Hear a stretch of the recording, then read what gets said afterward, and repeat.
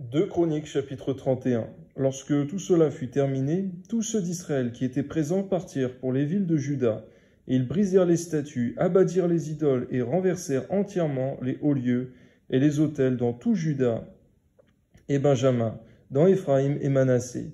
Puis tous les enfants d'Israël retournèrent dans leur ville, chacun dans sa propriété. Merci Seigneur, parce que le contexte actuel, c'était que on avait fêté, on avait loué l'Éternel de tout son cœur, on avait fait une grande fête en l'honneur de l'Éternel, et à la suite de quoi on a pris des résolutions de détruire les idoles. Seigneur, que après nos cultes personnels, après les cultes dans l'assemblée, que nous puissions, Seigneur mon Dieu, avoir un cœur entier pour toi, te célébrer de tout notre cœur, Seigneur, lorsque c'est le moment de te célébrer, car il y a un temps pour toutes choses, et lorsque c'est le temps de se mettre à l'œuvre. C'est vrai, Seigneur mon Dieu, un esprit bien disposé et une personne remplie du Saint-Esprit, elle abat les idoles dans sa propre vie. Elle abat les adorations à toutes sortes d'autres dieux, et elle se consacre à toi. Elle bannit les distractions, elle balaye tout cela. Il y a un temps pour l'adoration de Dieu, la consécration, mais un temps aussi pour œuvrer pour le Seigneur. Et donne-nous de faire les deux à part entière et de ne pas être négligents là. Amen. Ézéchias rétablit les classes des sacrificateurs et des Lévites d'après leur division, chacun selon ses fonctions, sacrificateurs et Lévites, pour les holocaustes et les sacrifices d'action de grâce, pour le service, pour les chants et les louanges. Aux portes du camp de l'Éternel, le roi donna une portion de ses biens pour les holocaustes du matin et du soir, pour les holocaustes des sabbats et nouvelles lunes, des fêtes, comme il est écrit dans la loi de l'Éternel. Il dit au peuple, aux habitants de Jérusalem, de donner la portion des sacrificateurs et des Lévites, afin qu'ils observassent fidèlement la loi de l'Éternel. Lorsque la chose fut répandue, les enfants d'Israël donnèrent en abondance les prémices du mou, du blé, de l'huile, du miel et de tous les produits des champs. Ils apportèrent aussi en abondance la dîme de tout. De même, les enfants d'Israël et de Juda qui demeuraient dans les villes de Juda donnèrent la dîme du gros et du menu bétail et la dîme des choses saintes qui étaient consacrées à l'Éternel, leur Dieu, et dont on fit plusieurs tas. On commença à former l'État au 3e mois et l'on acheva au 7e mois. Ézéchias et les chefs vinrent voir l'État et ils bénirent l'Éternel et son peuple d'Israël. Et Ézéchias interrogea les sacrificateurs et les Lévites au sujet de ces tas. Alors le grand sacrificateur Azaria de la maison de Tsadok lui répondit, « Depuis qu'on a commencé d'apporter les offrandes dans la maison de l'Éternel, nous avons mangé, nous nous sommes rassasiés et nous avons beaucoup laissé. Car l'Éternel a béni son peuple, et voici la grande quantité qu'il y a de reste. » Ézéchias donna l'ordre de préparer des chambres dans la maison de l'Éternel, et on les prépara. On y apporta fidèlement les offrandes, la dîme et les choses saintes. Le Lévite Conania en eut l'intendance, et son frère Shimei était en second. Jéhiel, Azazia, Nachat, Azaël, Jérimot, Josabad, Eliel, Jimakia, Machat et Benaja étaient employés sous la direction de Conania et de son frère Shimei, d'après l'ordre du roi Ézéchias et d'Azaria, chef de la maison de Dieu. Le Lévite Coré, fils de Jimna, portier de l'Orient, avait l'intendance des dons volontaires faits à Dieu, pour distribuer ce qui était présenté à l'Éternel par élévation et les choses très saintes. Dans les villes sacerdotales, Éden, Benjamin, Josué, Shemaïja, Amaria et Shekania étaient placés sous sa direction pour faire fidèlement la distribution à leurs frères, grands et petits, selon leur division au mâle enregistré depuis l'âge de 3 ans et au-dessus, à tous ceux qui entraient journellement dans la maison de l'Éternel pour faire leur service selon leurs fonctions et selon leur division, aux sacrificateurs enregistrés d'après leur maison paternelle, et aux Lévites de 20 ans et au-dessus, selon leurs fonctions et selon leur division, à tous ceux de toute l'assemblée enregistrée avec tous leurs petits-enfants, leurs femmes, leurs fils et leurs filles, car ils se consacrèrent fidèlement au service du sanctuaire. Pour les fils d'Aaron, les sacrificateurs qui demeuraient à la campagne, dans les banlieues de leur ville. Il y avait dans chaque ville des hommes désignés par leur nom pour distribuer les portions à tous les mâles des sacrificateurs et à tous les Lévites enregistrés. Voilà ce que fit Ézéchias dans tout Juda. Il fit ce qui est bien, ce qui est droit, ce qui est vrai, devant l'Éternel son Dieu. Il agit de tout son cœur, il réussit dans tout ce qu'il entreprit. en cherchant son Dieu pour le service de la maison de Dieu, pour la loi et pour les commandements. Amen.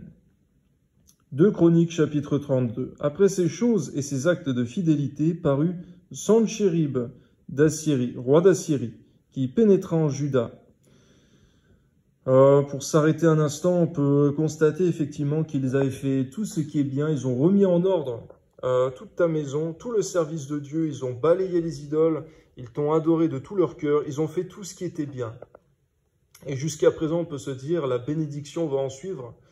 Mais parfois, après qu'on ait fait tout ce qui est bien, qu'on a mené à bien notre propre vie de consécration, qu'on a rétabli le culte de Dieu, après cela, on peut être éprouvé aussi. Il peut y avoir une dernière vague de l'ennemi qui peut venir pour nous tenter et voir si véritablement notre cœur est tout entier à toi. Comment on va réagir face à l'opposition? Est-ce qu'on va se décourager et se dire alors qu'on a servi Dieu de tout notre cœur, voilà un moment de difficulté, voilà une épreuve, voilà une opposition de l'ennemi? Garde-nous de nous décourager lorsque cela arrive, Seigneur, car si on réagit bien et si notre cœur ayant été éprouvé est tout entier à toi, fidèle et juste, il s'en fait suivre une grande bénédiction et si nous persévérons ainsi jusqu'à la fin de nos jours, la vie éternelle, une joie indescriptible pour l'éternité et ce qui ne se fera suivre d'aucun chagrin. Amen. Qui pénétra en Juda et assiégea les villes fortes dans l'intention de s'en emparer. Ézéchias, voyant que Sanchérib était venu, qui se proposait d'attaquer Jérusalem, tint conseil avec ses chefs et ses hommes vaillants, afin de boucher les sources d'eau qui étaient hors de la ville, et ils furent de son avis. Une foule de gens se rassemblèrent, et ils bouchèrent toutes les sources et les ruisseaux qui coulent au milieu de la contrée. Pourquoi, disait-il, les rois de Syrie trouveraient-ils à leur arrivée des eaux en abondance? Ézéchias prit courage et reconstruisit la muraille qui était en ruine et l'éleva jusqu'au tour, bâtit un autre mur en dehors, fortifia Milo dans la cité de David et prépara une quantité d'armes et de boucliers. On voit au passage effectivement qu'il s'agissait aussi de ne pas donner d'accès à l'eau à l'ennemi, qui ne puisse pas se nourrir. Nous, de la même manière, Seigneur, afin de pouvoir déséquiper, de pouvoir désarmer l'ennemi de notre âme contre nous-mêmes, que nous puissions, Seigneur mon Dieu, l'amaigrir, l'affaiblir vis-à-vis de nous. Ainsi donc, Seigneur, qu'on n'ait pas de péché dans nos vies, de péché caché pour alimenter l'ennemi de notre âme, pour nous nuire, pour nous faire du mal. Qu'on puisse aussi, Seigneur, avoir une vie de consécration dans le jeûne, la prière, d'avoir l'habitude, Seigneur, effectivement, de jeûner fréquemment, de jeûner longtemps, de jeûner régulièrement. Car la nourriture de la chair pour nous faire du mal, c'est aussi les excès de table, du manger et du boire. Donne-nous de comprendre aussi que notre propre chair, nous devons effectivement l'assujettir par le jeûne régulier, répété, comme le faisait l'apôtre Paul dans le Nouveau Testament, ainsi que les apôtres et les prophètes. Jésus lui-même en a montré l'exemple. Donne-nous, Seigneur mon Dieu, par ta grâce, car aussi la puissance du diable contre nous, c'est aussi passer par notre propre chair. Donne-nous de savoir jeûner fréquemment, longtemps, régulièrement, de façon assidue et disciplinée, ce qui sera pour notre part assécher l'ennemi de notre âme dans nos propres vies. Que ton nom soit béni, Seigneur, non seulement l'assécher, mais aussi passer du temps dans la prière, la méditation de ta parole, afin de chasser le malin, mais de remplir le temple de l'Éternel par la gloire de l'Éternel, par la parole de l'Éternel. Amen. Il donna des chefs militaires au peuple, il les réunit auprès de lui, sur la place de la porte de la ville. S'adressant à leur cœur, il dit « Fortifiez-vous et ayez du courage. Ne craignez point, ne soyez point effrayés devant le roi d'Assyrie et devant toute la multitude qui est avec lui. Car avec nous, il y a plus qu'avec lui. Avec lui est un bras de chair, et avec nous, l'Éternel, notre Dieu, qui nous aidera et qui combattra pour nous. » Le peuple eut confiance dans les paroles d'Ézéchias, roi de Juda. Merci Seigneur encore une fois parce que Ézéchias avait compris qu'avoir Dieu avec soi, c'est bien plus puissant que d'avoir une multitude d'hommes avec soi. Car auprès de toi, Seigneur, est la délivrance. Il a compris effectivement que tu étais capable de mettre à mort une grande multitude lorsqu'on était fidèle à toi. Même tous ceux qui s'opposent à nous, qui nous font la guerre, qui nous veulent du mal, tu es capable, Seigneur mon Dieu, de les réduire à néant si nous sommes fidèles à toi. Que ton nom soit béni, Seigneur, que ce soit pour nous une prescription, une loi, un commandement, Seigneur, que de faire passer les choses de Dieu avant les choses des hommes. Dans l'ordre des choses. Amen. Après cela, Sanchérib, roi d'Assyrie, envoya ses serviteurs à Jérusalem pendant qu'il était devant Lachis. Avec toutes ses forces, il les envoya vers Ézéchias, roi de Juda, et vers tous ceux de Juda qui étaient à Jérusalem pour leur dire « Ainsi parle Sanchérib, roi d'Assyrie, sur quoi repose votre confiance, pour que vous restiez à Jérusalem dans la détresse? Ézéchias ne vous abuse-t-il pas pour vous livrer à la mort par la famine et par la soif quand il dit « L'Éternel notre Dieu nous sauvera de la main du roi d'Assyrie » N'est-ce pas lui, Ézéchias, qui a fait disparaître les hauts lieux et les autels de l'Éternel, et qui a donné cet ordre à Juda et à Jérusalem? Vous vous prosternerez devant un seul autel, et vous y offrirez les parfums? Ne savez-vous pas ce que nous avons fait, moi et mes pères, à tous les peuples des autres pays? Les dieux des nations de ces pays ont-ils pu délivrer leur pays de ma main? Parmi tous les dieux de ces nations que mes pères ont exterminés, quel est celui qui a pu délivrer son peuple de ma main, pour que votre Dieu puisse vous délivrer de ma main? Qu'Ézéchias ne vous séduise donc point, et qu'il ne vous abuse point ainsi. Ne vous fiez pas à lui, car aucun Dieu, d'aucune nation, ni d'aucun royaume n'a pu délivrer son peuple de ma main, et de la main de mes pères. Combien moins votre Dieu vous délivrera-t-il de ma main? Les serviteurs de Sanchérib parlèrent encore contre l'Éternel Dieu, et contre Ézéchias son serviteur. Et il envoya une lettre insultante pour l'Éternel, le Dieu d'Israël, en s'exprimant ainsi contre lui. De même que les dieux des nations des autres pays n'ont pu délivrer leur peuple de ma main, de même le Dieu d'Ézéchias ne délivrera pas son peuple de ma main.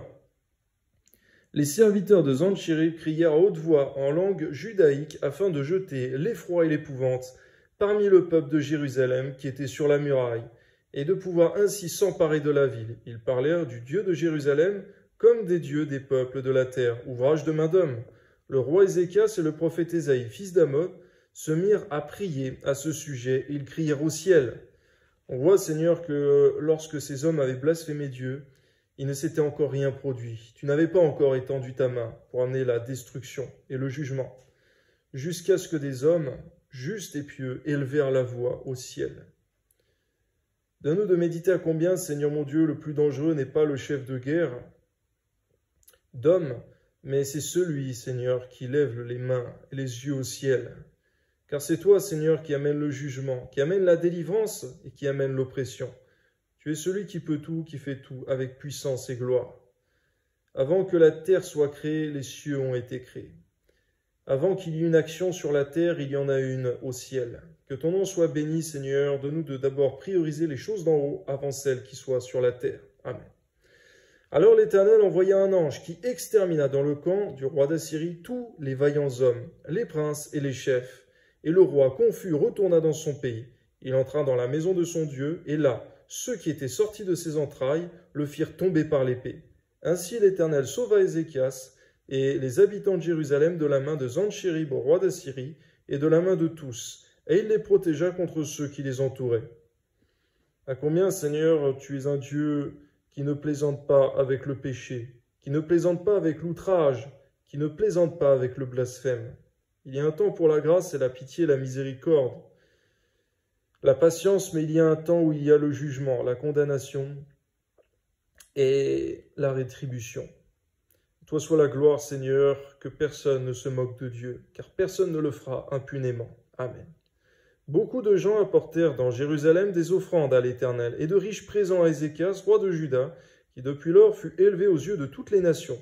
En ce temps-là, Ézéchias fut malade à la mort. Il fit une prière à l'Éternel et l'Éternel lui adressa la parole et lui accorda un prodige. Mais Ézéchias ne répondit point au bienfait qu'il avait reçu, car son cœur s'éleva et la colère de l'Éternel fut sur lui et sur Juda et Jérusalem. Alors Ézéchias, du sein de son orgueil, s'humilia avec les habitants de Jérusalem et la colère de l'Éternel ne vint pas sur eux pendant la vie d'Ézéchias. On voit que lorsque quelqu'un tombe malade alors qu'il a fait beaucoup de bien durant toute sa vie, ça peut être un jugement, effectivement la maladie contre quelqu'un qui a fait le mal, ou aussi une prévention avant qu'il ne fasse le mal. Pour Ézéchias, c'était pour l'empêcher de faire du mal. Il n'avait fait que le bien et tu voulais qu'il s'arrête là, qu'il meure d'une maladie et qu'il meure en justice, qu'il meure en juste. Et cependant, Ézéchias ayant pleuré, tu as eu pitié de lui, tu lui as rajouté 15 années, et cependant, effectivement, ça a amené plus de condamnation et de malheur qu'autre chose et de péché. Donne-nous, Seigneur, effectivement, de ne pas voir la maladie toujours comme un jugement, mais ça peut aussi être quelque chose de préventif. Une personne va mourir avant qu'elle ne fasse du mal, alors qu'elle n'a fait que du bien. Garde-nous de cet évangile de fausse paix, de fausse prospérité. Cet évangile, Seigneur, qui dit que lorsque on s'approche de Dieu, il nous arrivera que du bien. Nous aurons la richesse, la bonne santé, etc. Ce n'est pas toujours une garantie. Parfois, il vaut mieux être malade plutôt que de commettre le péché. Car tu regardes d'abord à l'éternité que ce qui est temporel, terrestre. Toi soit la gloire, Seigneur, au nom de Jésus. Amen. Ézéchias eut beaucoup de richesses et de gloire. Il se fit des trésors d'argent, d'or, de pierres précieuses, d'aromates, de boucliers, de tous les objets qu'on peut désirer. Des magasins pour les produits en blé, en mou et en huile. Des crèches pour toute espèce de bétail et des étables pour les troupeaux. Il se bâtit des villes et lui en eut en abondance des troupeaux de menu et de gros bétail, car Dieu lui avait donné des biens considérables. Ce fut aussi lui, Ézéchias, qui boucha l'issue supérieure des eaux de Guillon, et les conduisit en bas vers l'occident de la cité de David. Ézéchias réussit dans toutes ses entreprises. Cependant, lorsque les chefs de Babylone envoyèrent des messagers auprès de lui pour s'informer du prodige qui avait eu lieu dans le pays, Dieu l'abandonna pour l'éprouver, afin de connaître tout ce qui était dans son cœur. Parfois, tu nous abandonnes pour nous éprouver, voir ce qu'il y a dans notre cœur. Garde-nous, Seigneur, lorsque ta présence ne se fait plus sentir à notre égard, de croire que tu nous as abandonnés pour toujours et qu'on peut se livrer au péché. Parfois, Seigneur mon Dieu, tu t'écartes de nous, mais tu nous regardes attentivement, tu nous éprouves pour voir ce qui est dans notre cœur. Garde-nous de croire, lorsque tu nous délaisses pour un instant, de croire que tu n'as pas les yeux fixés sur nous, car c'est justement à ce moment-là que tu nous regardes avec attention et voir ce qu'il y a dans notre cœur. Lorsque tu es là et que tu nous bénis, ou lorsque tu t'éloignes, et lorsque nous sommes humiliés, éprouvés. Garde-nous, Seigneur mon Dieu, de croire, Seigneur, lorsque ta présence ne se fait pas sentir, ou lorsque nous sommes dans le lieu secret, de croire effectivement que tes yeux ne sont plus sur nous. Car un livre de souvenirs est écrit pour toutes nos paroles, toutes nos œuvres, et donne-nous aussi de surveiller nos pensées, Seigneur, car tu connais les pensées du cœur de l'homme. Toi soit la gloire, Seigneur. Amen. Le reste des actions d'Ézéchias et ses œuvres de piété, cela est écrit dans la vision du prophète Ésaïe, fils d'Amoth, dans le livre des rois de Juda et d'Israël. Ézéchias se coucha avec ses pères et on l'enterra dans le lieu le plus élevé des sépulcres des fils de David. Tout Juda et les habitants de Jérusalem lui rendirent honneur à sa mort, et Manassé son fils régna à sa place. 2 Chroniques chapitre 33. Manassé avait 12 ans. Lorsqu'il devint roi, il régna 55 ans à Jérusalem. Il fit ce qui est mal aux yeux de l'Éternel, selon les abominations des nations que l'Éternel avait chassées devant les enfants d'Israël. Garde-nous de toujours croire que la jeunesse est synonyme de pureté, que l'adolescence ou l'enfance est synonyme de sainteté, car Manassé, à ses 12 ans, avait un cœur très mauvais, qui a dû être repris par toi. Il rebâtit les hauts lieux qu'Ézéchias son père avait renversés. Il éleva des autels au Baal, il fit des idoles d'Astarté, il se prosterna devant toute l'armée des cieux et la servit. Il bâtit des autels dans la maison de l'Éternel, quoique l'Éternel lui dit, « C'est dans Jérusalem que sera mon nom à perpétuité. » Il bâtit des autels à toute l'armée des cieux, dans les 2 parvis de la maison de l'Éternel. Pour s'arrêter un instant, on voit que Manassé, qui était injuste dans cette période de sa vie, a bâti des autels pour servir toute l'armée des cieux, c'est-à-dire les anges. Garde-nous de faire des cultes aux anges, de prier les anges, de demander des choses comme on prierait Dieu aux anges. Garde-nous de ce culte, Seigneur, qui est un culte idolâtre, païen et qui ne te plaît pas. Car il est écrit, tu adoreras Dieu et lui seul. Et même, Seigneur, dans Apocalypse, dans le Nouveau Testament, on peut voir des hommes saints et justes qui allaient fléchir le genou devant des anges. Mais garde-nous de le faire, Seigneur, car ils sont nos compagnons de service, tandis que celui que nous devons adorer, c'est toi seul, ô Éternel. Amen. Il fit passer ses fils par le feu, dans la vallée des fils de Hinnom. Il observait les nuages et les serpents pour en tirer des pronostics.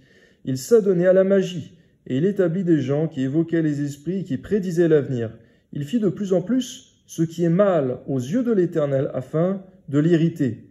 Il plaça l'image taillée de l'idole qu'il avait faite dans la maison de Dieu, de laquelle Dieu avait dit à David et à Salomon son fils, « C'est dans cette maison et c'est dans Jérusalem que j'ai choisi parmi toutes les tribus d'Israël que je veux à toujours placer mon nom. Je ne ferai plus sortir Israël du pays que j'ai destiné à vos pères, pourvu seulement qu'ils aient soin de mettre en pratique tout ce que je leur ai commandé, selon toute la loi, les préceptes et les ordonnances prescrits par Moïse. Et Manassé fut cause que Juda et les habitants de Jérusalem s'égarèrent et firent le mal, plus que les nations que l'Éternel avait détruites devant les enfants d'Israël. L'Éternel parla à Manassé et à son peuple, et ils n'y firent point attention. Garde-nous, Seigneur, d'élever des faux dieux, de fausses divinités, masculines comme féminines, Seigneur, pour dire vénérer, adorer ces statues, ces images, ces personnes, même des personnes bibliques. Garde-nous de cela, Seigneur. Il y a un jugement. On ne se moque point de Dieu, on ne fait point de statues pour les adorer, pour les vénérer. On sert le seul vrai Dieu qui est esprit, qui est l'Éternel des armées. Merci, Seigneur, à toi soit la gloire. Tu as donné ton Fils Jésus-Christ pour les hommes afin qu'ils soient pardonnés de leurs péchés et non pas pour qu'ils se livrent aux enchantements, à la magie, à la divination, à l'adoration de statues d'idoles. Il y a de la colère venant de toi contre de telles pratiques. Amen. Alors l'Éternel fit venir contre eux les chefs de l'armée du roi d'Assyrie qui saisirent Manassé le mirent dans les fers. Ils le lièrent avec des chaînes d'airain et le menèrent à Babylone. Lorsqu'il fut dans la détresse, il implora l'Éternel son Dieu. Il s'humilia profondément devant le Dieu de ses pères. Il lui adressa ses prières, et l'Éternel, se laissant fléchir, exauça ses supplications, et le ramena à Jérusalem dans son royaume. Et Manassé reconnut que l'Éternel est Dieu. Merci Seigneur pour la repentance de Manassé, sa conversion. Que ton nom soit béni Seigneur, car tu lui as permis de se repentir. Ce n'est pas le cas pour tous les méchants, aussi bien des plus petits que des plus grands, des dirigeants, des gouverneurs. Ce n'est pas à tous que tu donnes l'occasion de se repentir, après avoir fait autant de mal. Merci pour Manassé à qui tu as accordé l'intelligence de se repentir, la grâce de revenir vers toi et de se convertir. Amen. Après cela, il bâtit en dehors de la ville de David, à l'occident vers Guillon, dans la vallée, un mur qui se prolongeait jusqu'à la porte des poissons et dont il entoura la colline. Et il éleva une grande hauteur. Il mit aussi des chefs militaires dans toutes les villes fortes de Juda. Il fit disparaître de la maison de l'Éternel les dieux étrangers et l'idole, et il renversa tous les autels qu'il avait bâtis sur la montagne de la maison de l'Éternel et à Jérusalem. Et il les jeta hors de la ville. Il rétablit l'autel de l'Éternel, y offrit des sacrifices d'action de grâce et de reconnaissance. Il ordonna à Juda de servir l'Éternel, le Dieu d'Israël. Le peuple sacrifiait bien encore sur les hauts lieux, mais seulement à l'Éternel, son Dieu. Merci Seigneur, parce que Manassé a amené une ferme autorité sur le peuple de Dieu, afin qu'il serve Dieu et lui seul. Merci parce qu'il n'a pas seulement ordonné de servir Dieu, il a détruit tous les idoles, tous les faux dieux, avant que la véritable adoration à Dieu soit remise en ordre, remise à l'œuvre. Que ton nom soit béni, il y a un temps pour bâtir, mais aussi un temps pour détruire. Et on ne doit pas faire de compromis. Que ton nom soit béni, Seigneur, parce que lorsque une œuvre doit être faite pour toi, on doit d'abord détruire tout ce qui prend la place qui t'est dû, qui t'est revenu. Ainsi donc, non seulement dans nos cœurs, que tout ce qui ne te plaît pas doit être détruit, Seigneur, que tout soit détruit dans nos cœurs, tout ce qui n'est pas à ta gloire, tout ce qui ne te plaît pas. Et que vraiment, Seigneur, tout le service pour toi, toute l'adoration, tout le culte qui t'est dû, qui t'est revenu, Seigneur, soit dans nos cœurs, dans nos vies également. Donne-nous de savoir mettre de l'ordre. Avant de bâtir, il faut détruire, il faut nettoyer, mettre en œuvre, avant de tout reconstruire. Que ton nom soit béni, Seigneur. Au nom de Jésus, il n'y a pas la place pour le compromis. Amen. C'est vrai, tu as dit qu'on doit te servir de tout notre cœur, toutes nos forces, de toute notre âme. Amen. Le reste des actions de Manassé, sa prière à son Dieu, et les paroles des prophètes qui lui parlèrent au nom de l'Éternel, le Dieu d'Israël, cela est écrit dans les actes des rois d'Israël. Sa prière et la manière dont Dieu l'exauça, ses péchés et ses infidélités, les places où il bâtit des hauts lieux et dressa des idoles et des images taillées avant de s'être humilié, cela est écrit dans le livre de Osaïe. Manassé se coucha avec ses pères et on l'enterra dans sa maison, et Amon, son fils, régna à sa place. Amon avait 22 ans lorsqu'il devint roi, il régna 2 ans à Jérusalem. Il fit ce qui est mal aux yeux de l'Éternel, comme avait fait Manassé, son père. Il sacrifia toutes les images taillées qu'avait faites Manassé, son père, et il les servit. Il ne s'humilia pas devant l'Éternel comme s'était humilié Manassé, son père, car lui, Amon, se rendit de plus en plus coupable. On voit, Seigneur, que malheureusement, Amon, le fils de Manassé, a fait le mal, comme Manassé avait fait au début de sa vie. On voit que le mal que Manassé avait fait au début de sa vie a tout de même joué un rôle pour influencer les gens, pour influencer son propre fils. Et que le bien qu'il a fait après a été imputé à Manassé par toi, Seigneur mon Dieu, toute la justice. Mais cependant, le mal, il y a une répercussion. Garde-nous de croire, Seigneur, qu'on peut faire le mal et ensuite le bien en s'étant repenti sans qu'il y ait de conséquences. Tu pardonnes les péchés, mais les péchés en eux-mêmes ont des graves conséquences. Et donne-nous, lorsqu'on revient vers toi, qu'on te sert d'un cœur fidèle et dévoué, de savoir faire des disciples après nous qui pourront perpétuer ces bonnes œuvres. Que nos enfants nous-mêmes, Seigneur, puissent suivre nos traces par ta grâce, au nom de Jésus. Amen. Ses serviteurs conspirèrent contre lui et le firent mourir dans sa maison. Mais le peuple du pays frappa tous ceux qui avaient conspiré contre le roi Amon. C'est vrai, Seigneur, tu as mis un jugement sur Amon, mais aussi sur les personnes qui ont renversé Amon, Seigneur mon Dieu, car c'est pas impunément qu'on fait du mal, qu'on se révolte, qu'on se rebelle contre les autorités qui sont établies par toi.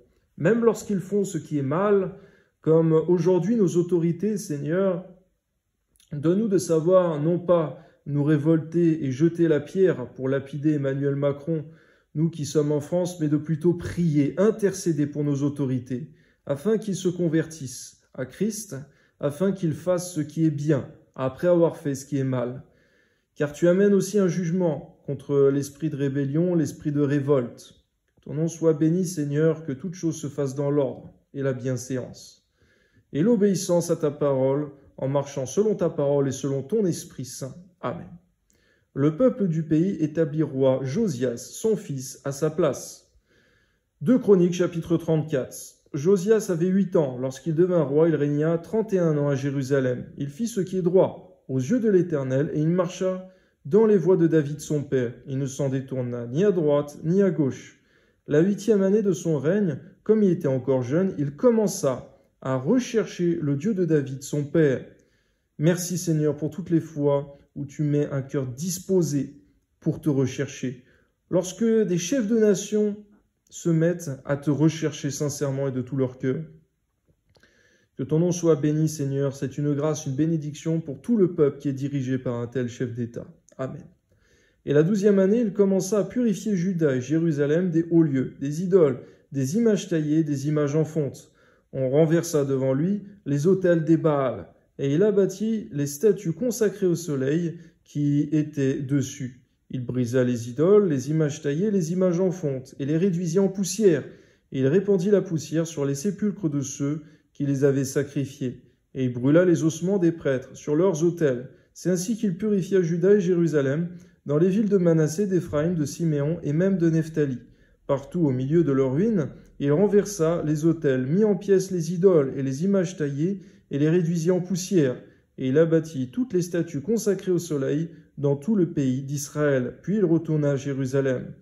Encore une fois, je voudrais insister, Seigneur, sur le fait que tu ne demandes pas seulement de bâtir de bonnes œuvres, mais tu veux aussi détruire les mauvaises. Car Jésus lui-même a dit « Je suis venu pour détruire les œuvres du diable ».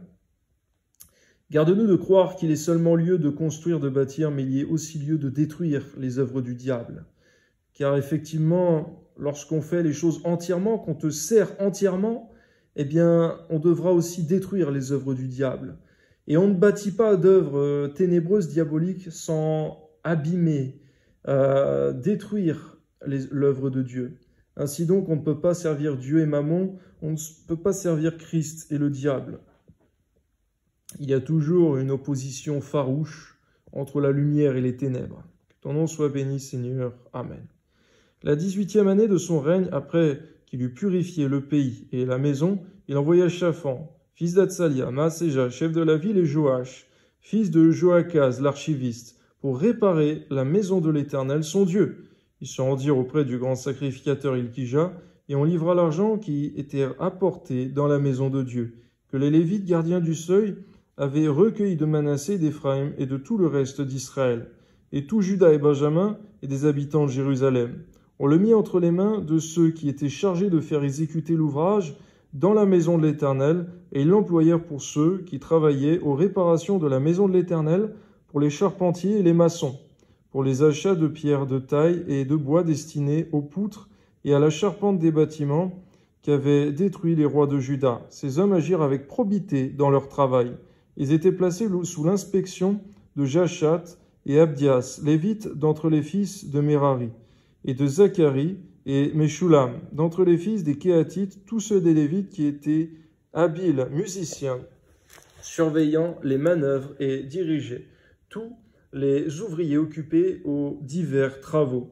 Il y avait encore d'autres Lévites, secrétaires et commissaires et portiers. Au moment où l'on sortit l'argent qui avait été apporté dans la maison de l'Éternel, le sacrificateur Ilkija trouva le livre de la loi de l'Éternel donné par Moïse. Alors, Ilkija prit la parole et dit à Shaphan, le secrétaire, « J'ai trouvé le livre de la loi dans la maison de l'Éternel. » Et Ilkija donna le livre à Shaphan. Shaphan apporta le livre au roi et lui rendit aussi compte, en disant, « Tes serviteurs ont fait tout ce qui leur a été commandé. Ils ont amassé l'argent qui se trouvait dans la maison de l'Éternel et l'ont remis entre les mains des inspecteurs et des ouvriers. » Shaphan le secrétaire dit encore au roi, « Le sacrificateur Ilkija m'a donné un livre. » Et Shaphan le lut devant le roi. Lorsque le roi entendit les paroles de la loi, il déchira ses vêtements. Et le roi donna cet ordre à Ilkija, à Ashikam, fils de Shaphan, à Abdon, fils de Miché, à Shaphan le secrétaire, et à Azaja, serviteur du roi. Allez consulter l'Éternel pour moi et pour ceux qui restent en Israël et en Juda, au sujet des paroles de ce livre qu'on a trouvé. Car grande est la colère de l'Éternel qui s'est répandue sur nous, parce que nos pères n'ont point observé la parole de l'Éternel et n'ont point mis en pratique tout ce qui est écrit dans ce livre. Merci Seigneur, parce que ce roi considérait vraiment ta parole comme étant celle du Dieu très haut, et il la considérait, il ne la prenait pas pour une fable ou un sujet de rire, ou quelque chose de très éloigné. Il prenait ta parole comme vivante et agissante. Il ne méprisait pas ta parole, il y obéissait, il craignait ta parole. Qu'il en soit ainsi également pour nous, Seigneur, de ne jamais lire ta parole et que ce soit tout, mais qu'elle produise toujours quelque chose de vivant dans nos cœurs, au nom de Jésus. Amen. Ilkija et ceux qui avaient désigné le roi allèrent auprès de la prophétesse Hulda, femme de Shallum, fils de Tokéat, fils de Asra, gardien des vêtements. Elle habitait à Jérusalem dans l'autre quartier de la ville, après qu'ils eurent exprimé ce qu'ils avaient à lui dire. Elle leur répondit, « Ainsi parle l'Éternel, le Dieu d'Israël. Dites à l'homme qui vous a envoyé vers moi, ainsi parle l'Éternel, voici, je vais faire venir des malheurs sur ce lieu et sur ses habitants, toutes les malédictions écrites dans le livre qu'on a lu devant le roi de Juda, parce qu'ils m'ont abandonné et qu'ils ont offert des parfums à d'autres dieux, afin de mériter par tous les ouvrages de leurs mains. Ma colère s'est répandue sur ce lieu, et elle ne s'éteindra point. Mais vous direz au roi de Juda qui vous a envoyé pour consulter l'Éternel. Ainsi parle l'Éternel, le Dieu d'Israël, au sujet des paroles que tu as entendues, parce que ton cœur a été touché, que tu t'es humilié devant Dieu, en entendant ces paroles contre ce lieu et contre ses habitants, parce que tu t'es humilié devant moi, parce que tu as déchiré tes vêtements et que tu as pleuré devant moi. Moi aussi j'ai entendu, dit l'Éternel, voici je te recueillerai auprès de tes pères, tu seras recueilli en paix dans ton sépulcre, et tes yeux ne verront pas tous les malheurs que je ferai venir sur ce lieu et sur ses habitants. On voit que le roi, par ses bonnes œuvres, eh bien, ton cœur a été touché, Seigneur, par son cœur repentant. Mais cependant, tes œuvres, tes jugements, tes desseins allaient quand même s'accomplir. Tu allais amener la paix et la bénédiction, la prospérité sur la vie de cet homme qui a été juste et pieux devant toi et repentant. Mais ton jugement allait s'accomplir malgré tout, car tu ne tiens jamais le coupable pour innocent, et tu punis et tu condamnes toujours le péché. Tu veux montrer par là, Seigneur, qu'on ne pêche jamais impunément. Même lorsqu'il y a repentance, il y a une conséquence, un salaire pour le péché. Le salaire du péché, c'est la mort. Amen. Ils rapportèrent au roi cette réponse. Le roi fit assembler tous les anciens de Juda et de Jérusalem, puis il monta à la maison de l'Éternel avec tous les hommes de Juda et les habitants de Jérusalem, les sacrificateurs et les Lévites, et tout le peuple, depuis le plus grand jusqu'au plus petit, et il lut devant eux toutes les paroles du livre de l'Alliance qu'on avait trouvé dans la maison de l'Éternel. Le roi se tenait sur son estrade et traita alliance devant l'Éternel, s'engageant à suivre l'Éternel et à observer ses ordonnances, ses préceptes et ses lois de tout son cœur et de toute son âme, afin de mettre en pratique les paroles de l'Alliance écrites dans ce livre. Et il fit entrer dans l'Alliance tous ceux qui se trouvaient à Jérusalem et en Benjamin. Et les habitants de Jérusalem agirent selon l'Alliance de Dieu, du Dieu de leur père. Josias fit disparaître toutes les abominations et de tous les pays appartenant aux enfants d'Israël, et il obligea tous ceux qui se trouvaient en Israël à servir l'Éternel, leur Dieu, pendant toute sa vie. Et ils ne se détournèrent point de l'Éternel, le Dieu de leur père. On voit que Josias, qui avait l'autorité sur cette nation, ce n'était pas seulement qu'il encourageait les gens à se tourner vers Dieu, c'est qu'il obligeait le peuple à servir Dieu. Que ton nom soit béni pour l'autorité qui était dans la vie de cet homme, Seigneur. On ne va pas juger parce qu'il n'encourageait pas, mais qu'il forçait à servir l'Éternel. Mais on va te louer, Seigneur, parce que véritablement, lorsqu'un homme exerce l'autorité, une autorité spirituelle sur son propre pays, on ne discute pas, c'est lui l'autorité. Et ceux qui veulent servir Dieu, eh bien, ils le serviront d'un cœur entier et sincère. Que ton nom soit béni. Il y a des pays, effectivement, où c'est l'islam qui règne en maître, et le gouverneur, le dirigeant du pays, met à mort tous ceux qui voudraient amener Christ dans cette nation. Mais ceux qui demeureront fidèles, comme Méshach, Shadrach et Abednego de leur temps, contre le roi Nebuchadnezzar, eh bien, ils auront une fin glorieuse, car ils ont choisi en partage le seul vrai Dieu. Que ton nom soit béni, Seigneur, au nom de Jésus. Je te prie pour toutes les nations, Seigneur mon Dieu, qui ont l'esprit en eux de l'Antéchrist. Je te prie, Seigneur mon Dieu, pour tous ceux qui sont tes serviteurs fidèles en Jésus-Christ, que tu les gardes dans la foi, que tu les gardes purs, irréprochables et sans compromis, pour faire ton œuvre et ne pas céder au compromis. Et je te prie, Seigneur mon Dieu, pour véritablement te remercier pour tous les pays, toutes les nations, s'il y en a quelques-uns, où c'est Christ qui est glorifié dans un pays, et lorsque le dirigeant se tourne pour amener les gens vers l'adoration à Christ et non vers les idoles, vers Dieu et non vers les démons. Amen. 2 Chroniques, chapitre 35. Josias célébra la Pâque en l'honneur de l'Éternel à Jérusalem, et l'on immola la Pâque le 14e jour du premier mois. Il établit les sacrificateurs dans leurs fonctions et les encouragea au service de la maison de l'Éternel. Il dit aux Lévites, qui enseignaient tout Israël et qui étaient consacrés à l'Éternel, placez l'arche sainte dans la maison qu'a bâtie Salomon, fils de David, roi d'Israël. Vous n'avez plus à la porter sur l'épaule. Servez maintenant l'Éternel, votre Dieu, et son peuple d'Israël. Tenez-vous prêts, selon vos maisons paternelles, selon vos divisions, comme l'ont réglé. Par écrit David, roi d'Israël, et Salomon, son fils. Occupez vos places dans le sanctuaire d'après les différentes maisons paternelles de vos frères, les fils du peuple, et d'après la classification des maisons paternelles des Lévites. Immolez la Pâque, sanctifiez-vous, préparez-la pour vos frères, en vous conformant à la parole de l'Éternel prononcée par Moïse. Merci Seigneur, que nos vies se conforment à la parole de Dieu. Que nous puissions conformer nos vies à ta parole, Seigneur, et non aux traditions de ce monde, et non aux mœurs mondaines, ni à notre propre culture nationale. Donne-nous de nous laisser conformer par ta parole, Seigneur, au nom de Jésus. De respecter, Seigneur, effectivement, notre nation, Seigneur, les autorités qui nous gouvernent, nous dirigent, car tu es pour ces choses, c'est toi qui les as établies. Mais garde-nous, Seigneur, de faire des compromis avec ta parole et avec le monde. Donne-nous de nous laisser conformer par ta parole, Seigneur, qu'elle ait autorité pleinement sur nous, Seigneur mon Dieu, car elle est plus forte, elle est plus grande, elle est plus importante. Que ton nom soit béni, Seigneur mon Dieu, ainsi donc donne-nous de nous soumettre aux autorités nationales, Seigneur, si toutefois ça ne déroge pas à ta parole. Que ton nom soit béni, Seigneur, au nom de Jésus. Amen. Josias donna aux gens du peuple, à tous ceux qui se trouvent là, des agneaux et des chevaux au nombre de 30 000. Le tout pour la Pâque, et 3 000 bœufs. Cela fut pris sur les biens du roi. Ces chefs firent de bon gré un présent au peuple, aux sacrificateurs et aux Lévites.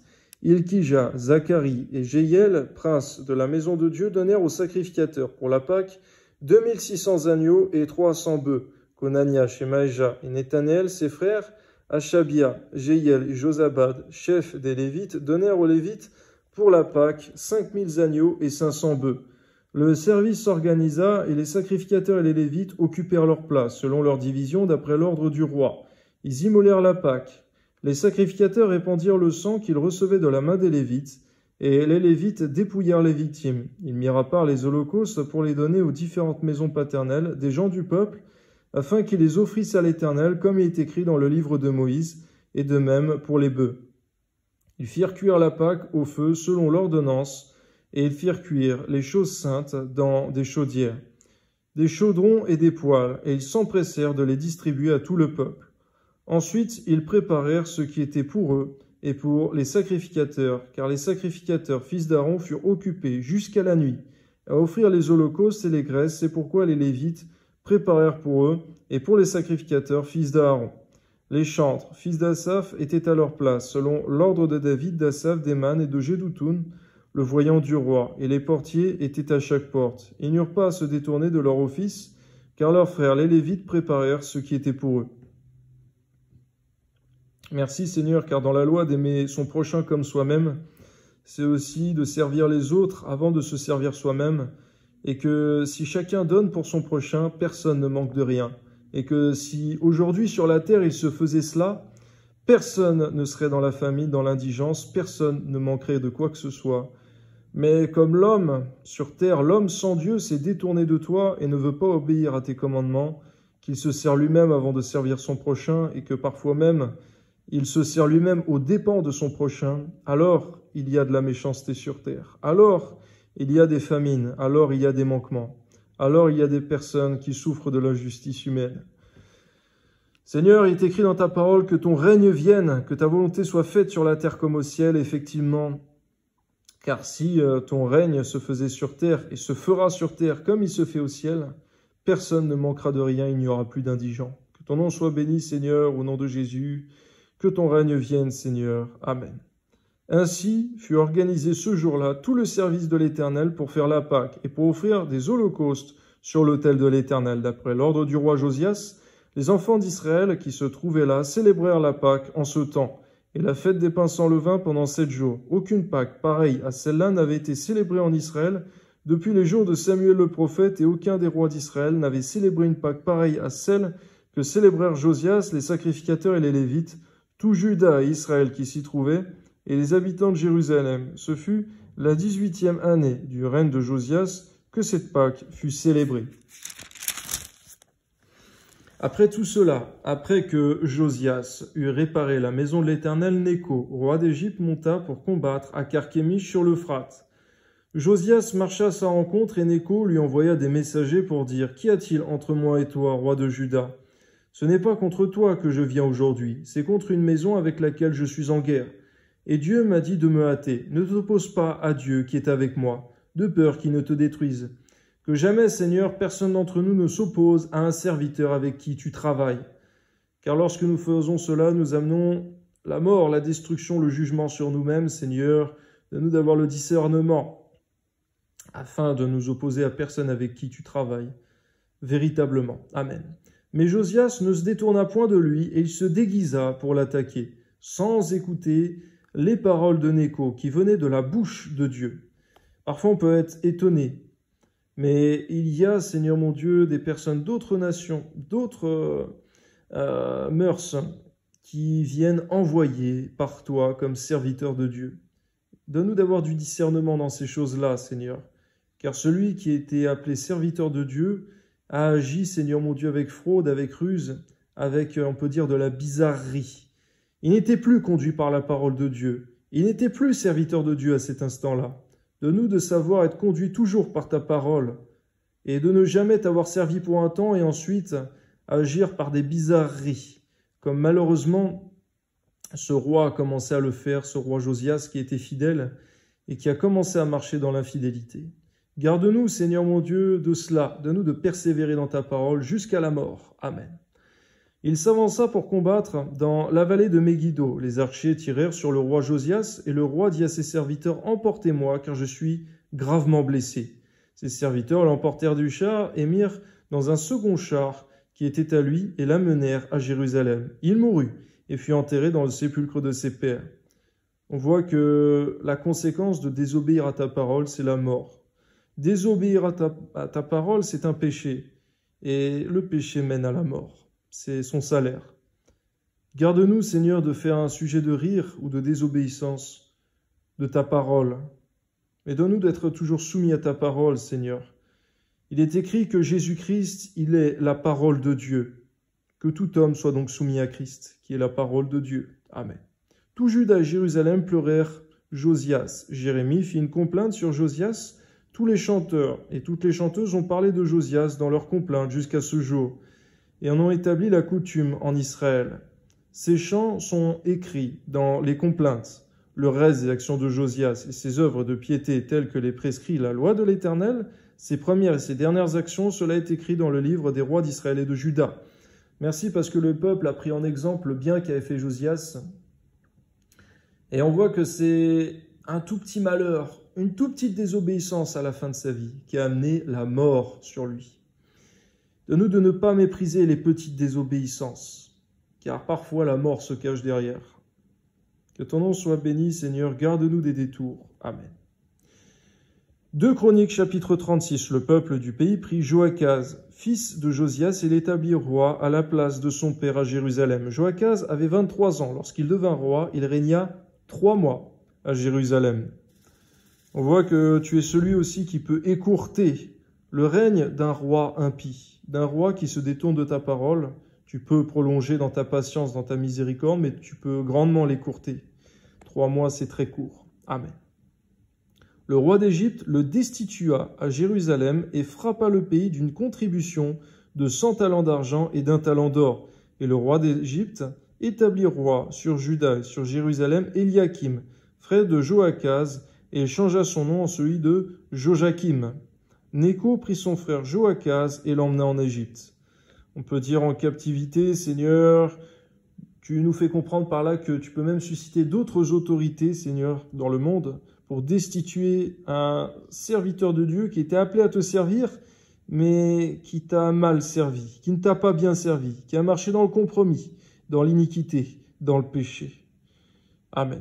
Joachim avait 25 ans lorsqu'il devint roi, et il régna 11 ans à Jérusalem. Il fit ce qui est mal aux yeux de l'Éternel son Dieu. Nebuchadnezzar, roi de Babylone, monta contre lui, et il le lia avec des chaînes d'airain pour le conduire à Babylone. Nebuchadnezzar emporta à Babylone des ustensiles de la maison de l'Éternel et les mit dans son palais à Babylone. On voit que lorsque l'homme de Dieu ne te sert pas bien, lorsqu'il te sert infidèlement, lorsqu'il outrage, transgresse ta parole, ton nom n'est pas glorifié, parce que les choses de Dieu étaient emmenées en captivité. Garde-nous, Seigneur, de te servir avec négligence, car il est écrit qu'il y a une malédiction qui est liée à celui qui te sert avec négligence. Amen. Le reste des actions de Joachim, les abominations qu'il commit, ce qui se trouvait en lui, cela est écrit dans le livre des rois d'Israël et de Juda.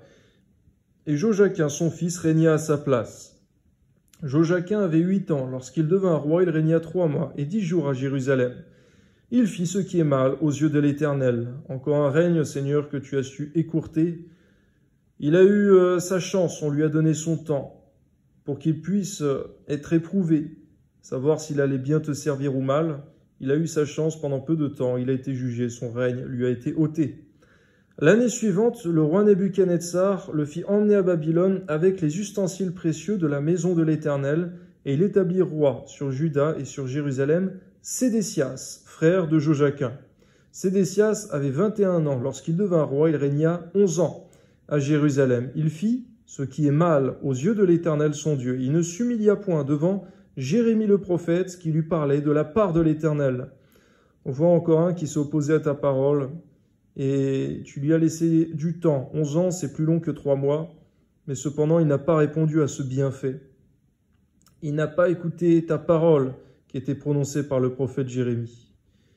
Garde-nous d'être insensibles, sourds, aveugles à ta parole. Amen. Il se révolta même contre le roi Nebuchadnezzar qu'il avait fait jurer par le nom de Dieu, et il raidit son cou et endurcit son cœur, au point de ne pas retourner à l'Éternel, le Dieu d'Israël. Garde-nous d'endurcir nos cœurs, de raidir notre cou face à ta parole. Amen. Tous les chefs des sacrificateurs et le peuple multiplièrent aussi les transgressions selon toutes les abominations des nations, et ils profanèrent la maison de l'Éternel, qu'il avait sanctifiée à Jérusalem. L'Éternel, le Dieu de leur père, donna de bonne heure à ses envoyés la mission de les avertir, car il voulait épargner son peuple et sa propre demeure. Mais ils se moquèrent des envoyés de Dieu. Ils méprisèrent ses paroles et ils se raillèrent de ses prophètes jusqu'à ce que la colère de l'Éternel contre son peuple devint sans remède.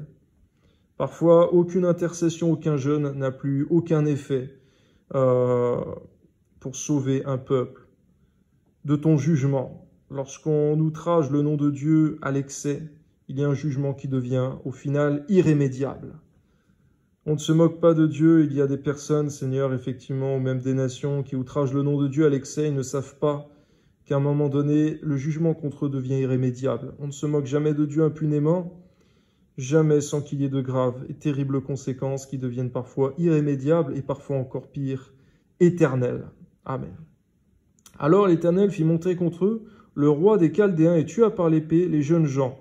Dans la maison de leur sanctuaire, il n'épargna ni le jeune homme, ni la jeune fille, ni le vieillard, ni l'homme aux cheveux blancs. Il livra tout entre ses mains.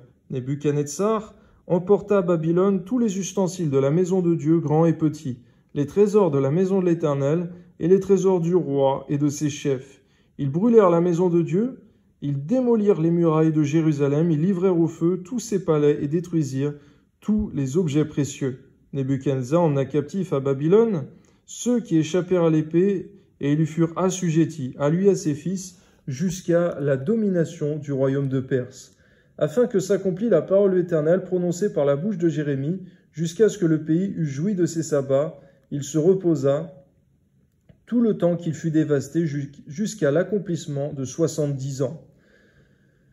À toi la gloire, Seigneur. On peut voir que Nebuchadnezzar, qui était une figure, un avant-coureur de l'Antéchrist, qui viendra un jour sur terre, donne-nous de comprendre, Seigneur mon Dieu, que Nebuchadnezzar a emmené ton peuple en captivité parce qu'il ne te servait pas fidèlement.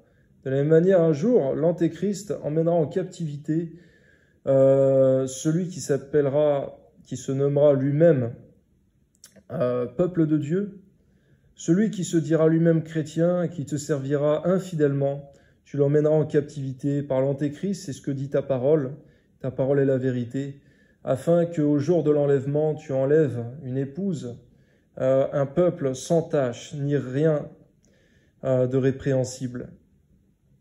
Beaucoup s'amusent à dire qu'ils sont chrétiens, ils marchent dans le péché, ils marchent dans l'infidélité à ta parole, mais ils ne savent pas, Seigneur, qu'ils seront emmenés en captivité. Et ce sera terrible. Garde-nous donc de te servir avec un cœur double, avec la cupidité, avec l'infidélité à ta parole. Amen.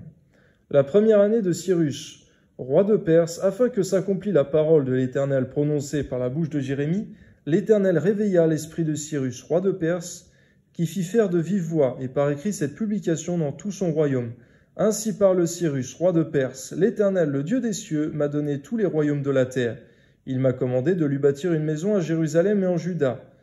Qui d'entre vous est de son peuple, que l'Éternel son Dieu soit avec lui et qu'il monte. Esdras, chapitre 1. La première année de Cyrus, roi de Perse, afin que s'accomplît la parole éternelle prononcée par la bouche de Jérémie, l'Éternel réveilla l'esprit de Cyrus, roi de Perse, qui fit faire de vive voix et par écrit cette publication dans tout son royaume. Ainsi parle Cyrus, roi de Perse, l'Éternel, le Dieu des cieux, m'a ordonné, m'a donné tous les royaumes de la terre. Il m'a commandé de lui bâtir une maison à Jérusalem en Juda. Merci pour le roi Cyrus, Seigneur, qui était un roi de Perse et à qui tu as ordonné de rebâtir la maison de Dieu.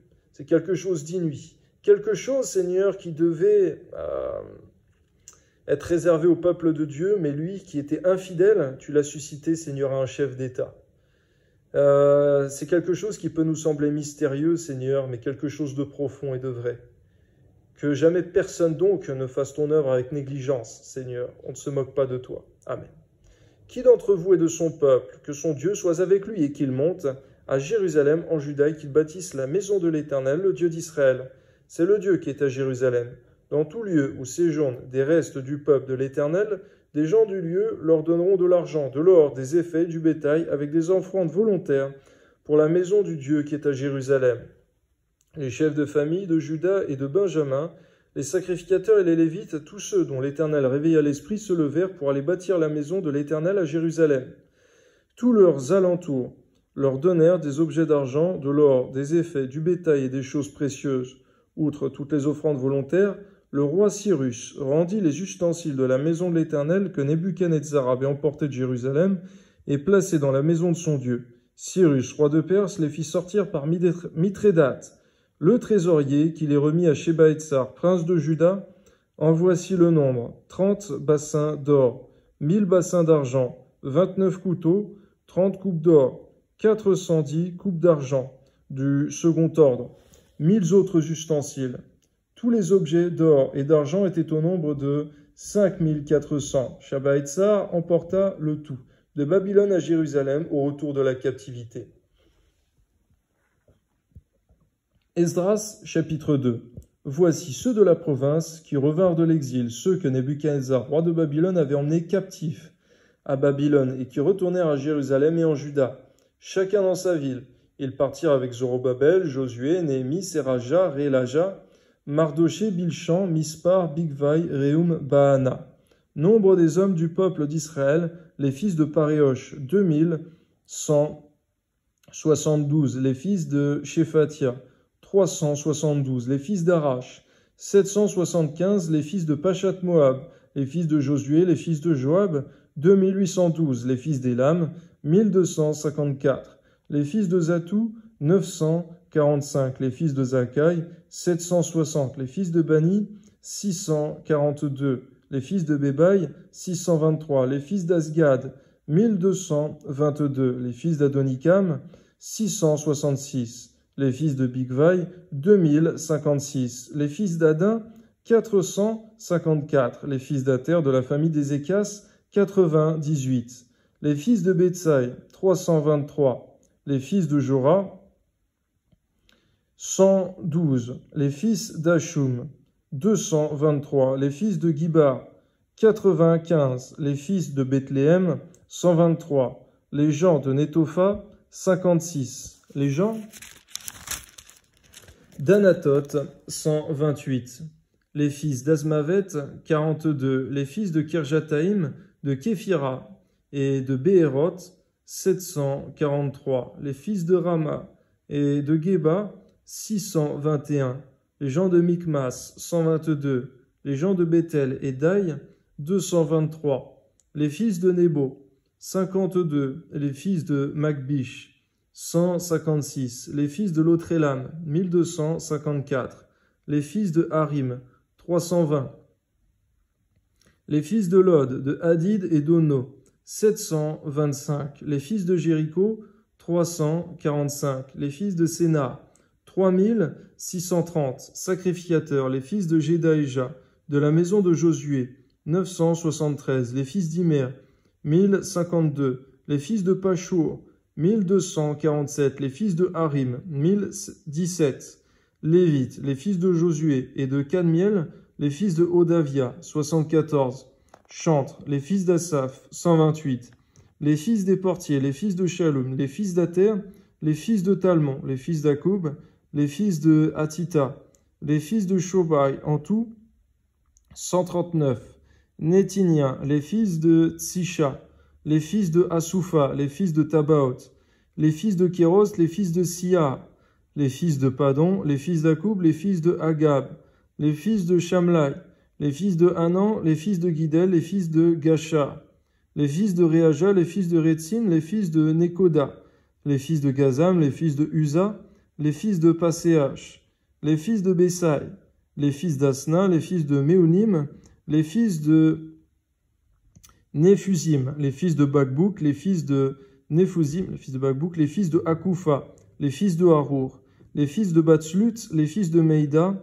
les fils de Archa, les fils de Barkos, les fils de Sisera, les fils de Tamash, les fils de Nestiach, les fils de Hatifa, fils des serviteurs de Salomon, les fils de Sotaï, les fils de Sophéret, les fils de Pérouda, les fils de Jaala, les fils de Darkon, les fils de Guidel, les fils de Shephatia, les fils de Hatil, les fils de Pokeret Hatsebaïm, les fils d'Ami.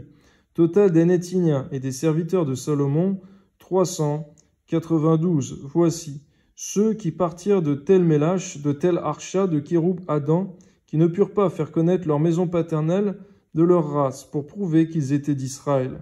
Les fils de Délaja, les fils de Tobija, les fils de Nekoda, 652. Et parmi les fils des sacrificateurs, les fils de Abaja, les fils de Hakot, les fils de Barzilai, qui avaient pris pour femme une des filles de Barzilai, le Galadite, et fut appelé de leur nom. Ils cherchèrent leur titre généalogique, mais ne les trouvèrent point. On les exclut de sacerdoce, et le gouverneur leur dit de ne pas manger des choses très saintes jusqu'à ce qu'un sacrificateur eût consulté l'Urim et le Tumim. On voit qu'à l'époque, les généalogies, c'était quelque chose de très important. Il fallait conserver ces papiers pour prouver qu'on descendait bien d'Abraham, qu'on était bien d'Israël. Aujourd'hui, nous qui avons été rachetés en Jésus-Christ de toute nation, de tout peuple, de toute langue, Seigneur, eh bien, que nous ne perdions jamais la foi en Jésus-Christ qui est en nous, que nous ne perdions jamais notre vie de consécration, afin, Seigneur mon Dieu, de rester fidèles à ta parole, de rester obéissants, et que nous ne soyons jamais effacés du livre de vie, de l'agneau de Dieu, car ceux qui n'y figureront point seront jetés dans l'étang ardent de feu et de soufre, que notre nom figure à nous toujours sur le livre de vie de l'agneau de Dieu, qui est Jésus-Christ, et que jamais il ne soit effacé. Par ta grâce, Seigneur, que nous puissions demeurer fidèles, car ceux qui n'auront pas leur nom inscrit seront rejetés, comme le furent ces gens jusqu'à ce qu'il y ait consultation. Mais en ce temps-là, en ce jour du jugement, il n'y aura plus consultation. Si le nom n'est pas trouvé, eh bien, les gens seront jetés dans l'étang ardent de feu et de soufre, qui est la seconde mort. Il n'y a pas d'entre deux. Soit c'est le ciel, soit c'est l'enfer. Donne-nous donc d'être fidèles à toi, Seigneur, et de pouvoir jouir de ton royaume pour la vie éternelle, car la vie sur terre est de courte durée en comparaison de l'éternité. Amen. L'assemblée tout entière était de 42 360 personnes, sans compter les serviteurs et leurs servantes au nombre de 7 337.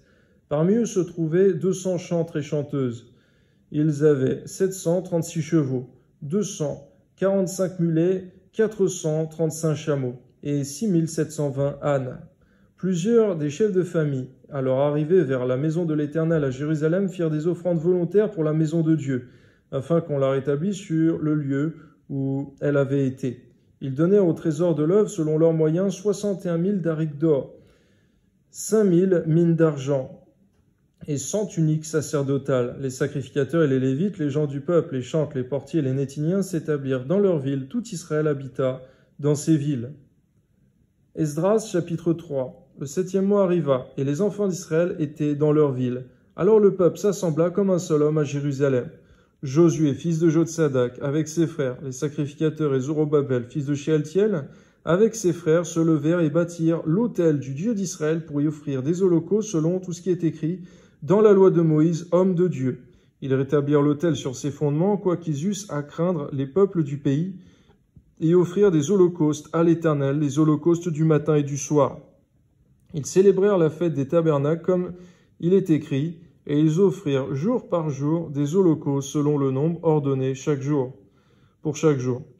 Après cela, ils offrirent l'holocauste perpétuel, les holocaustes des nouvelles lunes et de toutes les solennités consacrées à l'Éternel, et ceux de quiconque faisait des offrandes volontaires à l'Éternel. Dès le premier jour du 7e mois, ils commençaient à offrir à l'Éternel des holocaustes. Cependant, les fondements du temple de l'Éternel n'étaient pas encore posés. On donna de l'argent aux tailleurs de pierre et aux charpentiers et des vivres, des boissons et de l'huile aux Sidoniens et aux Tyriens, pour qu'ils amenassent par mer jusqu'à Jaffo des bois de cèdre et du Liban, suivant l'autorisation qu'avait eu lieu, qu'on avait eue de Cyrus, roi de Perse. La seconde année depuis leur arrivée à la maison de Dieu à Jérusalem, au second mois, Zorobabel, fils de Shealtiel, Josué, fils de Jotsadak, avec le reste de leurs frères, les sacrificateurs et les Lévites, tous ceux qui étaient revenus de la captivité à Jérusalem se mirent à l'œuvre et chargèrent les Lévites de 20 ans et au-dessus de surveiller les travaux de la maison de l'Éternel, et Josué avec ses fils et ses frères,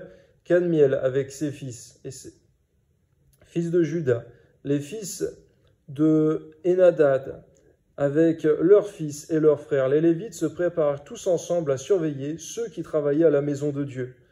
Lorsque les ouvriers posaient les fondements du temple de l'Éternel, on fit assister les sacrificateurs en costume avec les trompettes et les Lévites, fils d'Asaph, avec les cymbales, afin qu'ils célébrassent l'Éternel d'après les ordonnances de David, roi d'Israël. Ils chantaient, célébrant de tout et louant l'Éternel par ses paroles, car il est bon, car sa miséricorde pour Israël durera toujours. Nous aussi, Seigneur, lorsque on travaille soit à ton œuvre, soit dans notre vie professionnelle, personnelle, qu'on puisse avoir des louanges dans le cœur, des louanges dans la bouche. Exactement comme les oiseaux qui préparent leur nid toujours en chantant. Parfois, leurs nids sont renversés, ils doivent en faire d'autres. Et parfois, leurs œufs même sont éclatés et ils continuent de chanter et de faire d'autres œufs dans de nouveaux nids. Et jamais ils ne s'arrêtent de chanter. Que jamais notre louange ne s'éteigne. Quoi que nous faisions, Seigneur, quoi qu'il arrive dans nos vies, que jamais nous ne puissions nous arrêter de te louer, afin de pouvoir aussi te louer dans l'éternité, comme tes saints anges. Amen. Et tout le peuple poussait de grands cris et de joie en célébrant l'Éternel parce qu'on posait les fondements de la maison de l'Éternel. Mais plusieurs des sacrificateurs et des Lévites et des chefs de famille âgés qui avaient vu la première maison pleuraient à grand bruit pendant qu'on posait sous leurs yeux les fondements de cette maison. Beaucoup d'autres faisaient éclater leur joie par des cris, en sorte qu'on ne pouvait distinguer le bruit des cris de joie avec le bruit des pleurs parmi le peuple, car le peuple poussait de grands cris dont le son s'entendait au loin. Effectivement, de ce temps, Seigneur mon Dieu, il y avait en même temps de la joie, en même temps de la tristesse, Seigneur, en même temps de la joie de l'œuvre qui se faisait magnifique, mais en même temps de la nostalgie pour l'œuvre de Dieu qui se faisait auparavant, mais qui avait été détruite et qu'il fallait rebâtir. Les cœurs étaient partagés entre la tristesse et la joie. En toute chose, il y avait eu de la tristesse pour l'œuvre de Dieu qui avait été détruite et de la joie pour l'œuvre de Dieu qui était reconstruite. Merci Seigneur, parce que ce n'était pas la joie du monde ou la tristesse du monde qui animait ces gens, mais c'était la joie ou la tristesse pour l'œuvre de Dieu. Que notre cœur soit toujours animé, Seigneur mon Dieu, des sentiments qui sont les tiens, et non des sentiments de ce monde qui sont déconnectés à tes sentiments et souvent même opposés. À toi soit la gloire, Seigneur, dans le beau nom de ton Fils Jésus. Ainsi donc, que nos sentiments puissent être les tiens, Seigneur, et non ceux du monde. Amen. Esdras, chapitre 4. Les ennemis de Juda et de Benjamin apprirent que les fils de la captivité bâtissaient un temple à l'Éternel, le Dieu d'Israël. Ils vinrent auprès de Zorobabel et des chefs de famille et leur dirent « Nous bâtirons avec vous, car comme vous, nous invoquons votre Dieu et nous lui offrons des sacrifices depuis le temps de Esaradon, roi d'Assyrie, qui nous a fait monter ici. » Parfois, il y a des personnes qui se réclament comme serviteurs de Dieu, comme chrétiens, et qui veulent faire l'œuvre avec nous. Donne-nous de non seulement savoir te consulter avant toute chose, avant de faire des alliances que tu n'as pas souhaitées, des alliances trop vite, mais donne-nous aussi, Seigneur, par ta grâce, de savoir connaître ta parole et les instructions qui nous ont été données, afin de savoir refuser si ces personnes ne sont pas soumises à ta parole, soumises aux instructions qu'on a reçues de toi. Car véritablement, l'œuvre de Dieu ne doit jamais se faire, effectivement, dans le désordre, mais dans l'ordre, car tu es un Dieu d'ordre. Amen. Mais Zorobabel, Josué et les autres chefs des familles d'Israël leur répondirent « Ce n'est pas à vous et à nous de bâtir la maison de notre Dieu. Nous la bâtirons nous seuls à l'Éternel, le Dieu d'Israël, comme nous l'a ordonné le roi de Cyrus, roi de Perse. » On voit donc que s'ils avaient accepté l'aide extérieure, ils auraient désobéi à l'ordre du roi Cyrus. Et in fine, ils t'auraient désobéi à toi, ils auraient été négligents en ce qui concerne ton œuvre. Merci pour ces sacrificateurs, pour Zorobabel, pour Josué et les autres chefs de famille d'Israël qui étaient fidèles à ton ordre, qui n'ont pas accepté de l'aide extérieure, quoique ça aurait allé plus vite pour faire ton œuvre, car on ne cherche pas à faire du nombre, à faire du chiffre, mais on cherche à simplement être obéissant à ta parole et à faire selon les instructions que toi tu as données. Amen. Alors les gens du pays découragèrent le peuple de Juda et l'intimidèrent pour l'empêcher de bâtir, et ils gagnèrent à prix d'argent des conseillers pour faire échouer son entreprise. Il en fut ainsi pendant toute la vie de Cyrus, roi de Perse, et jusqu'au règne de Darius, roi de Perse. On voit effectivement que leur véritable cœur a été révélé, dévoilé dans la suite. Ils n'avaient pas à cœur ton œuvre, parce que lorsqu'ils ont été exclus de ton œuvre, ils se sont mis à combattre cette œuvre. Tandis que si véritablement ils avaient été avec toi, Seigneur, ils auraient intercédé, prié pour que ton œuvre se passe bien. Merci parce que les cœurs ont été dévoilés, et il s'agissait bel et bien de refuser ces gens. Que ton nom soit béni, à toi soit toute la gloire lorsque tu donnes l'obéissance à ta parole et le discernement. Amen. Sous le règne d'Assuérus, au commencement de son règne, ils écrivirent une accusation contre les habitants de Juda et de Jérusalem, et du temps d'Artaxercès, Bishlam, Mithrédate, Tabéel et le reste de leurs collègues écrivirent à Artaxercès, roi de Perse. La lettre fut transcrite en caractère araméen et traduite en araméen. Réhum, gouverneur, et Shimshai, secrétaire, écrivirent au roi Artaxercès la lettre suivante concernant Jérusalem. Réhum, gouverneur, Shimshai, secrétaire, et le reste de leurs collègues, ceux de Dain, d'Arphaxad, de Tarpel, d'Apharas, d'Érec, de Babylone, de Suse, de Déa, d'Élam, et les autres peuples que le grand et illustre Osnapar a transportés et établis dans la ville de Samarie et aux autres lieux de ce côté du fleuve, etc.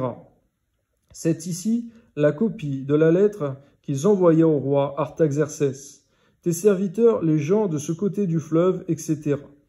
Que le roi sache que les Juifs partis de chez toi et arrivés parmi nous à Jérusalem rebâtissent la ville rebelle et méchante, en relèvent les murs et en restaurent les fondements. Que le roi sache donc que si cette ville est rebâtie et si ses murs sont relevés, ils ne paieront ni tribut, ni impôt, ni droit de passage, et que le trésor royal en souffrira. On s'arrête un instant et on constate effectivement, Seigneur, que le diable, lorsque pendant un temps on a été rebelle, désobéissant, qu'on a détruit nous-mêmes ton œuvre, et lorsque on revient vers toi et qu'on veut la rebâtir, il y a des pensées d'accusation. Par l'accusateur, l'ennemi de notre âme qui est le diable, pour dire qu'on va encore faire le mal, même maintenant dans ton œuvre, alors qu'on revient vers toi d'une certaine manière, lorsque ton peuple revient vers toi. Et cependant, effectivement, Seigneur mon Dieu, lorsque on revient sincèrement de tout notre cœur pour te servir fidèlement, même lorsqu'on a fait le mal et que l'ennemi veut nous accuser, Seigneur mon Dieu, eh bien, tu es avec nous, Seigneur. Que ton nom soit béni, Seigneur, mais cependant, l'accusateur est là pour dénoncer le mal qu'on a pu faire. Donne-nous de ne pas donner de pain au diable pour nous faire du mal. À toi soit la gloire, ni pour nous accuser, même lorsque nous revenons vers toi. Amen. Or, comme nous mangeons le sel du palais, et qu'il ne nous paraît pas convenable de voir mépriser le roi, nous envoyons au roi ces informations, qu'on fasse des recherches dans les livres des mémoires de tes pères. Et tu trouveras et verras dans les livres des mémoires que cette ville est une ville rebelle, funeste au roi et aux provinces, et qu'on s'y est livré à la révolte dès les temps anciens. C'est pourquoi cette ville a été détruite. Nous faisons savoir au roi que si cette ville est rebâtie, et si ses murs sont relevés, par cela même tu n'auras plus de possession de ce côté du fleuve. Réponse envoyée par le roi à Réhum, gouverneur, à Shimshai, secrétaire, et au reste de leurs collègues demeurant à Samarie et aux autres lieux de l'autre côté du fleuve. Salut. La lettre que vous nous avez envoyée a été lue exactement devant moi. J'ai donné ordre de faire des recherches. Et l'on a trouvé que dès les temps anciens, cette ville s'est soulevée contre les rois et qu'on s'y est livré à la sédition et à la révolte. On voit donc que la sédition, la révolte n'est pas ta gloire et que ça a joué en défaveur de ce peuple alors qu'il voulait rebâtir ton œuvre. Le diable ayant donné une accusation par ses serviteurs, malheureusement les autorités ont vu qu'effectivement leur péché a été manifeste lors de l'accusation. Lorsqu'il y a sujet de médire, effectivement, parfois il y a condamnation, même par les autorités. C'est pourquoi l'apôtre Paul a dit dans le Nouveau Testament de donner à l'ennemi aucune occasion de médire contre l'œuvre de Dieu. De nous donc d'être irréprochables dans la continuité, afin que l'ennemi n'ait pas occasion de médire. Amen. Il y eut à Jérusalem des rois puissants, maîtres, de tout le pays de l'autre côté du fleuve et auxquels on payait tribut, impôts et droits de passage. En conséquent, ordonnez de faire cesser les travaux de ces gens, afin que cette ville ne se rebâtisse point, avant une autorisation de ma part. Gardez-vous de mettre en cela de la négligence, de peur que le mal n'augmente au préjudice des rois.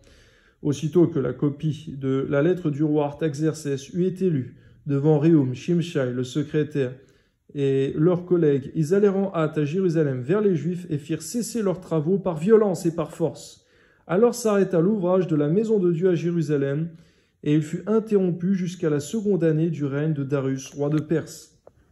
On voit qu'à cause de leurs péchés qu'ils ont commis dans le passé, et même que leurs pères ont commis, ils n'ont même pas pu rebâtir ton œuvre. On voit même, Seigneur, que les péchés qu'ils ont commis dans le passé les condamnaient même encore aujourd'hui. Le diable accusait ton peuple. Et c'est ce qu'on voit plus tard, effectivement, c'est que le diable se tenait en accusateur pour condamner eh bien, Josué, sacrificateur de l'Éternel. Et il a fallu qu'il y ait de l'intercession. Il a fallu qu'il y ait un habit nouveau qui soit mis. Il a fallu qu'il y ait un ange intercesseur. Merci Seigneur, parce que tu es celui qui intercède pour nous, Seigneur Jésus, pour ton peuple, pour ceux qui ont péché, mais qui reviennent à toi avec sincérité. Il y a des conséquences au péché, mais lorsqu'on revient avec toi avec sincérité, tu es là pour intercéder afin, Seigneur, que l'ennemi, l'accusateur, le diable n'ait pas le dernier mot. Amen. Esdras, chapitre 5. Agé, le prophète, et Zacharie, fils d'Iddo, le prophète, prophétisèrent aux Juifs qui étaient en Juda et à Jérusalem, au nom du Dieu d'Israël. Alors Zorobabel, fils de Shealtiel, et Josué, fils de Jotsadak, se levèrent et commencèrent à bâtir la maison de Dieu à Jérusalem. C'est vrai, alors que les travaux avaient cessé à cause de l'accusation du diable et de ses serviteurs, qui avait fait écho dans l'autorité royale. L'autorité royale avait fait arrêter l'œuvre de Dieu, les travaux. Mais cependant, par la suite, la voix prophétique, la voix de Dieu, la parole de Dieu s'est prononcée pour que, eh bien, alors qu'un roi nouveau, un successeur avait été donné, eh bien, l'œuvre de Dieu puisse reprendre contre toute attente, contre toute accusation diabolique. Amen. Et avec eux étaient les prophètes de Dieu qui les assistaient. Amen. Dans ce même temps, Tatnaï, gouverneur de ce côté du fleuve, Shatnar-Boznaï et leurs collègues vinrent auprès d'eux leur parler ainsi. « Qui vous a donné l'autorisation de bâtir cette maison et de relever ses murs ?» Il leur dit encore, « Quels sont les noms des hommes qui construisent cet édifice ?» Mais l'œil de Dieu veillait sur les anciens des Juifs. Amen. Et on laissait continuer les travaux pendant l'envoi d'un rapport à Darius, et jusqu'à la réception d'une lettre sur cet objet. Copie de la lettre envoyée au roi Darius par Tatnaï, gouverneur de ce côté du fleuve, Shatnar-Boznaï et leurs collègues d'Arphaxad, demeurant de ce côté du fleuve. Ils lui adressèrent un rapport ainsi conçu. Que le roi sache que nous sommes allés dans la province de Juda et à la maison du grand Dieu. Elle se construit en pierre de taille et le bois se pose dans les murs. Le travail marche rapidement et réussit entre leurs mains. Nous avons interrogé les anciens, et nous leur avons ainsi parlé. Qui vous a donné l'autorisation de bâtir cette maison et de relever ses murs? Nous leur avons aussi demandé leurs noms pour te les faire connaître. Et nous avons mis par écrit les noms des hommes qui sont à leur tête. On voit encore le diable et ses serviteurs qui viennent pour accuser une nouvelle fois auprès des autorités, les serviteurs de Dieu, à cause de leurs péchés. Mais cependant, cette fois-ci, ça ne fera plus écho. Car ton œil était là, Seigneur, pour l'accomplissement et non pour la destruction. Amen. Voici la réponse qu'ils nous ont faite. Nous sommes les serviteurs du Dieu des cieux et de la terre, et nous rebâtissons la maison qui avait été construite il y a bien des années. Un grand roi d'Israël l'avait bâtie et achevée. Mais après que nos pères eurent irrité le Dieu des cieux, il les livra entre les mains de Nebuchadnezzar, roi de Babylone, le Chaldéen, qui détruisit cette maison et emmena le peuple captif à Babylone. Toutefois, la première année de Cyrus, roi de Perse, le roi Cyrus donna l'ordre de rebâtir cette maison de Dieu, et même le roi Cyrus ôta du temple de Babylone les ustensiles d'or et d'argent de la maison de Dieu que Nebuchadnezzar avait enlevé du temple de Jérusalem et transporté dans la maison de Dieu de Babylone. Dans le temple de Jérusalem et transporté dans le temple de Babylone. Et il les fit remettre au nommé Shebaetsar, qu'il établit gouverneur, et lui dit « Prends ces ustensiles, va les déposer dans le temple de Jérusalem, et que la maison de Dieu soit rebâtie sur le lieu où elle était. » Ce Shebaetsar est donc venu. Il a posé les fondements de la maison de Dieu à Jérusalem depuis lors jusqu'à présent. Elle se construit et elle n'est pas achevée. Maintenant, si le roi le trouve bon, que l'on fasse des recherches dans la maison des trésors du roi Babylone pour voir s'il eut de la part du roi Cyrus un ordre donné pour la construction de cette maison de Dieu à Jérusalem, puis que le roi nous transmette sa volonté sur cet objet. On voit, Seigneur, que malgré l'accusation, on va voir que Cyrus avait bien donné un ordre pour la reconstruction de cette œuvre, de cette maison de Dieu à Jérusalem. Merci, Seigneur mon Dieu, parce que la construction va pouvoir s'achever, Seigneur. À toi soit toute la gloire, car lorsqu'il y a une autorité qui interdit, tu permets, Seigneur mon Dieu, une autorité encore plus haute qui autorise. Merci, Seigneur, que ton nom soit béni, à toi soit toute la gloire, Père, il y a un temps pour toutes choses. Et lorsque tu ordonnes de reconstruire, personne ne pourra empêcher la reconstruction. Et cependant, lorsque tu ordonnes de détruire même ta propre œuvre, eh bien, personne ne pourra empêcher la destruction. C'est toi qui donnes le dernier mot, c'est toi qui as l'autorité sur toute chose. Et personne ne s'oppose à ta volonté, à ton œuvre, Seigneur, lorsque tu l'ordonnes. Que ton nom soit béni, Seigneur, à toi soit toute la gloire pour tes desseins qui sont merveilleux, qui transcendent la volonté des hommes, la volonté même du diable. Que ton nom soit béni, tu es au-dessus de tous, tu domines en toutes choses. À toi soit toute la gloire, Seigneur, au nom de Jésus ainsi, que nous puissions prendre exemple, faire ton œuvre dans ce qui est bien. Dans toute la lecture qui s'est faite, Seigneur, dans cette vidéo, nous pouvons voir, Seigneur, qu'il y a eu des jugements où il n'y avait aucune intercession de possible, où le jugement était irrémédiable parce que les rois d'Israël t'ont irrité, Seigneur, et ta colère est devenue sans remède et ton jugement irrévocable. Que ton nom soit béni, Seigneur, parce que même après cela, tu as ordonné la reconstruction, parce que tu es fidèle, Seigneur, à tes promesses. Alors même que l'homme était infidèle, tu es demeuré fidèle, Seigneur, mais cependant, les jugements contre les hommes impies a été terribles. Toi soit la gloire, Seigneur, tu es le Dieu qui transcende les âges. Alors que les hommes meurent et leurs fils viennent à leur place, toi, tu es celui, Seigneur mon Dieu, qui marche sur la continuité, tu es l'Éternel. Amen.